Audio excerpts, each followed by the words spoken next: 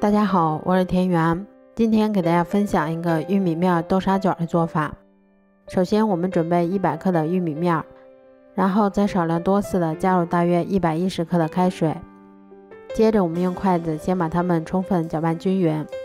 搅匀后，我们先打入1颗60克的鸡蛋，然后再加入3克酵母粉。接着我们先加入30克的白糖，25克的食用油。接着我们用筷子先把它们充分搅拌均匀。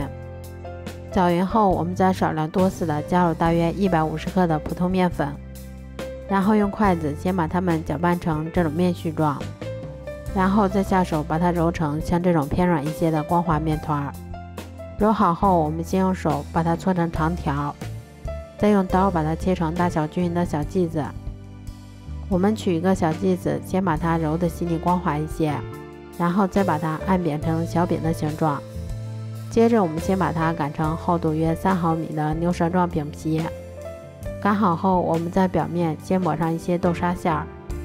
接着我们再像这样先把它从一头慢慢的卷起来。卷好后，我们再像这样把它搓细搓长一些，这样我们的生胚就做好啦。都做好后，把它们依次放到蒸屉里面。50分钟后，我们再把它冷水上锅。